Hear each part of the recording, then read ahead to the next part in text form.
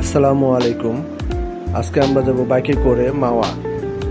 আমাদের রুট হাসনাবাদ, শ্রীনগর, ভাগ্যকুল বাজার হয়ে মাওয়া।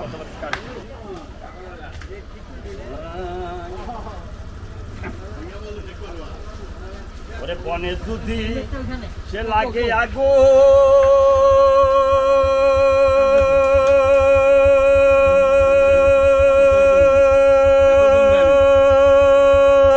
লোকে দেখে গো সাহিয়া।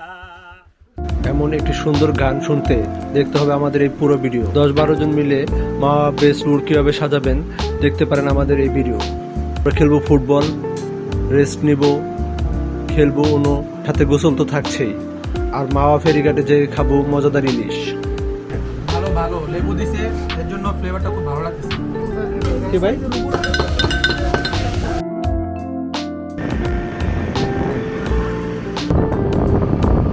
আসসালামু আলাইকুম। আমাদের নতুন রাইড শুরু হয়ে গেছে। আজকে যাব আমরা মাওয়া।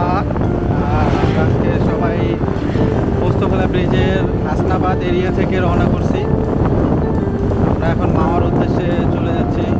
ওই যে আমাদের এক ভাই হাইওয়েতে উঠে গেছে গাড়ি, আমরা সাইড রোড দিয়ে যাচ্ছি। আজকে অনেক মজা হবে। আজকে আমাদের সাইদুল ভাই আছে সাথে। আমার মনে হয় মাওয়া সাইড রুটটা বাইকের জন্য খুব বিপজ্জনক। যতটুকু সম্ভব হাইওয়ে এক্সপ্রেস দিয়ে যাওয়াটাই নিরাপদ, কারণ সাইড রুট দিয়ে প্রায় সময় উল্টো দিক দিয়ে গাড়ি আসে, খুব বেপরোয়াভাবে গাড়িগুলো আসে। আর সাইড রুট দিয়ে গেলেও খুব সাবধানে দেখে শুনে যেতে হবে। আমরা একটুর জন্য কয়েকবার দুর্ঘটনা থেকে রক্ষা পেয়েছি। আমরা শ্রীনগর যাওয়ার পর হাতের ডান দিকে চলে যাই। আমরা একটা মাঠ খুঁজবো যেখানে আমরা ফুটবল খেলতে পারি। ফুটবল খেলার পর আমরা যাবো গোসল করতে।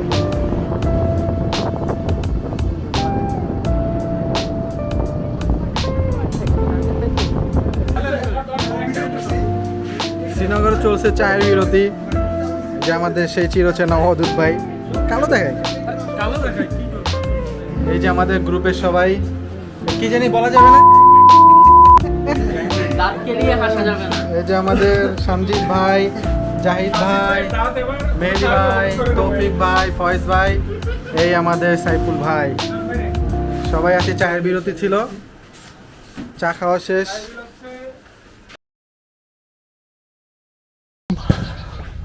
আজকে আমরা আসছি মুন্সিগঞ্জের শ্রীনগরে। শ্রীনগর মাওয়ার এখানে আমরা খেলবো। এখানে খেলবো আজকে আমরা। এই মাঠ আমাদের আজকে। এটা জায়গাটা দেখুন কত সুন্দর। এই পাশে আছে নদী, ওই যে নদী দেখা যাচ্ছে। এই পাশেও নদী, দুই পাশে 3 পাশে নদী, আর এক পাশে মাঠ, ওই পাশে মাঠ।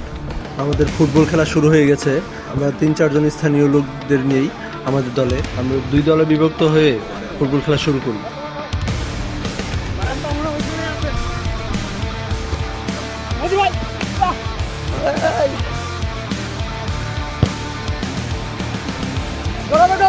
দারুণ একটি ফুটবল খেলা এনজয় করেছি।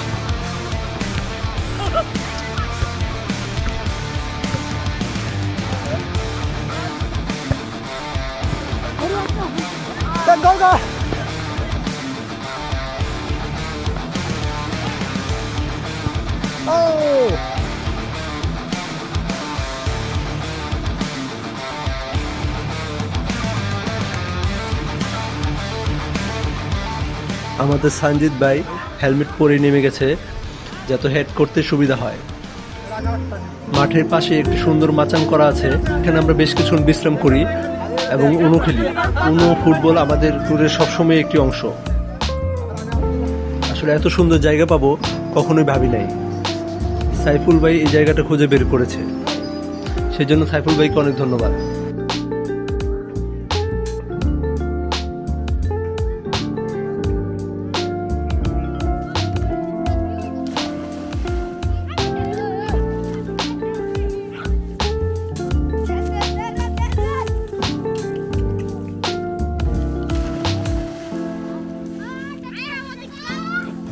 কতই না শান্তির জায়গা। আমাদের মেহেদি ভাই এবং ওয়াদুদ ভাই কত নিশ্চিন্তে মনে ঘুমাচ্ছেন, দেখলে বুঝতে পারবেন। এটা কিন্তু কোনো অভিনয় নয়, সত্যিকার অর্থেই তারা ঘুমিয়েছিল।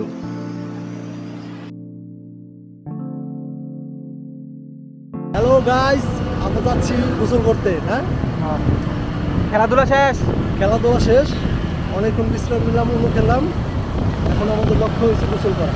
আপাতত হবে ডাক বাংলোর উদ্দেশ্যে যাচ্ছি। বেশ কিছুক্ষণ রাইড করে আমরা চলে আসি ডাক বাংলোর কাছে। এটা গোসল করার জন্য বেস্ট প্লেস। আশেপাশে অনেকে জিজ্ঞেস করে সবাই বললো ডাক বাংলোর এখানে গোসল করার জন্য সবচেয়ে ভালো। চারপাশটা দেখেন, সবাই এসেছে এই জায়গায় গোসল করতে।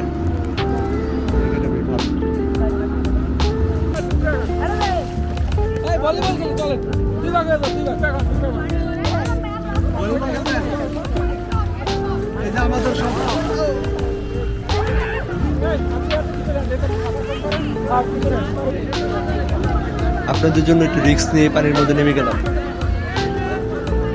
এতক্ষণ খেলেছি মাঠে, এখন খেলবো পানিতে। আমাদের গোসল শুরু হয়ে গেছে, ঝাপাঝাপি চলবে বেশ কিছুক্ষণ।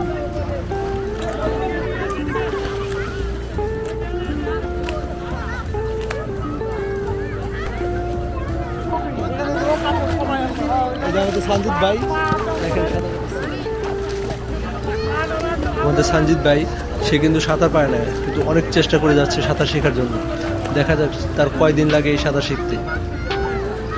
বাইক ট্যুর আসলে রিস্কের, সবসময় দেখে শুনে সাবধানে চালাবেন, না হলে যে কোনো সময় দুর্ঘটনা ঘটে যেতে পারে।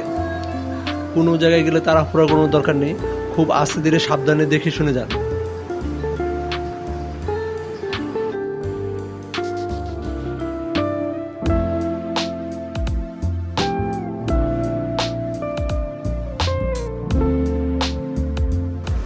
ঘন্টাখানেক গোসল করার পর আমরা চলে আসি ভাগ্যকুল বাজারে।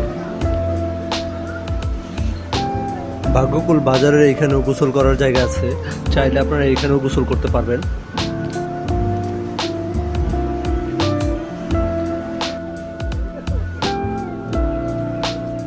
এই সেই বিখ্যাত গোবিন্দ মিষ্টান্ন ভান্ডার, যেখানে গোল খেতে এসেছি। আসলে এর গোলের স্বাদ বলার কিছু নেই, আমি 4-5 বার এসেছি। যে আসে 3-4 গ্লাসের নিচে না খেয়ে যেতেই পারে না। ভালো ভালো লেবু দিছে, এর জন্য ফ্লেভারটা খুব ভালো লাগতেছে। এটা কিন্তু বিখ্যাত। ঠান্ডা হলে আরেকটু ভালো হতো, ঠান্ডাটা একটু কম, তাছাড়া ওভারঅল জোর। না, এটা কিন্তু সুবিধা। আমি 4-5 বছর ধরে এখানে আসি, কিন্তু দাম বাড়াই দিচ্ছে একটু, এই জন্য। হ্যাঁ, 40 টাকা ছিল।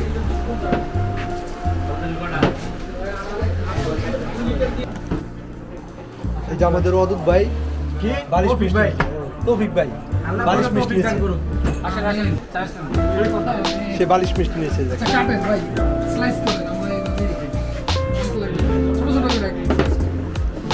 সাজিদ ভাই কোনটা নিয়েছেন, কি মিষ্টি নিয়েছেন?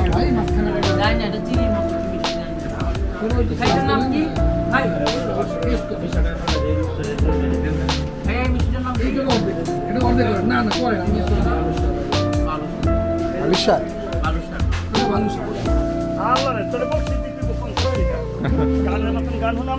ফেমাস বানাই দেবো। আমাদের এই চাচা কিন্তু খুব ভালো গান জানে। অনেক অনুরোধ করার পর শেষে রাজি হয়েছে। আসুন তার সম্পূর্ণ গানটি শুনি। পুরো দুনিয়া দেখবে, তাড়াতাড়ি শুনো। কি গানটা গেছিস কথাবার্তা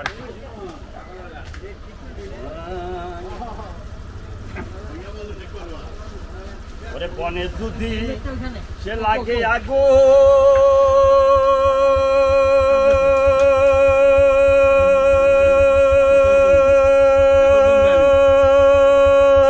লোকে দেখে গো সাহিয়া, সে বনে যদি লাগে আগুন লোকে দেখে গো সাহিয়া,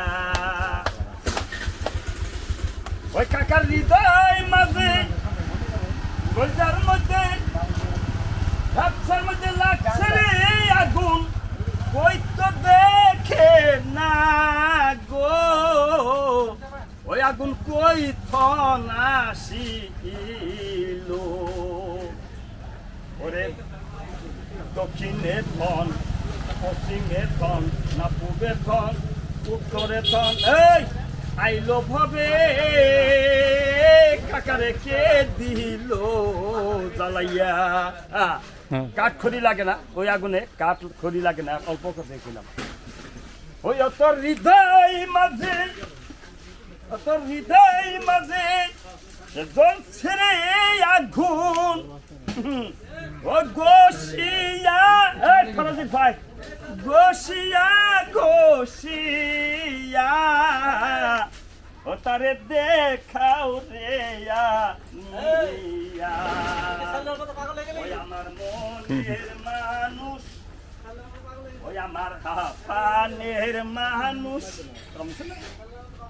কে গো ও তার দেখাও দেয়া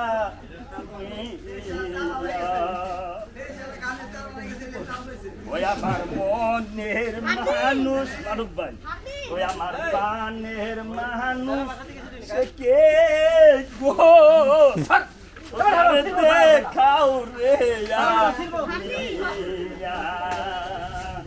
আমি এই সময় দিয়ে যাক বলে এই গানও দিতাম একটা মেয়ে এই শালায় বন্ধ রাখি ওরে বনে যদি লাগে আগুন লুকে দেখে গোচা ওই আমার হৃদয় মাঝে জ্বলছে রে আগুন বসিয়া গছিয়া জ্বালা কেমনে থাকিব গোল খাওয়ার পর আমরা চলে যাই মাওয়া ফেরিঘাটের উদ্দেশ্যে। ভিতরের রাস্তায় সুন্দর একটি মসজিদ আছে, চাইলে সেখানে একটু বিরতি দিয়ে কিছু ছবি তুলতে পারেন।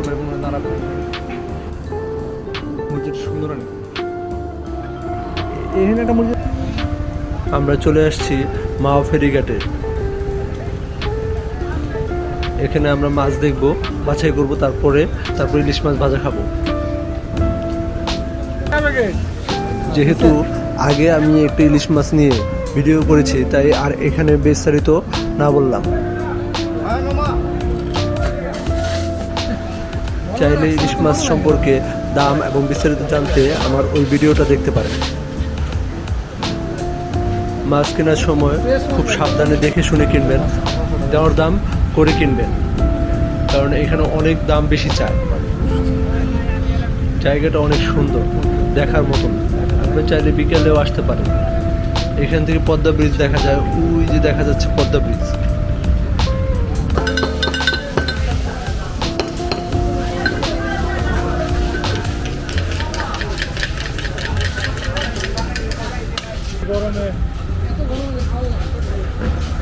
ওইখানে হইলে এসি দেখো, বসে খাও ভাই। আপনি মেহেদি ভাই স্বাদ কেমন? মাথা নষ্ট। মাথা নষ্ট? ইলিশের স্বাদ পাইতেছেন?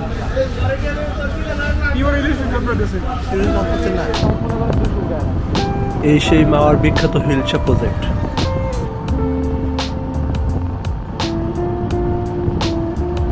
এটা যেমন সুনামও আছে তেমন দুর্নামও আছে। এর খাবারের দাম নাকি বেশ চড়া। এবার আমাদের ফেরার পালা। হিলসা প্রজেক্ট হয়ে আমরা বাসার উদ্দেশ্যে আবার রওনা করি। এবার আর ভুল করিনি, হাইওয়ে এক্সপ্রেস দিয়ে চলে এসেছি, একটু সাবধানে আসতে ধীরে। আল্লাহর রহমতে সবাই সুস্থ এবং সুন্দরভাবে বাসায় ফিরেছি।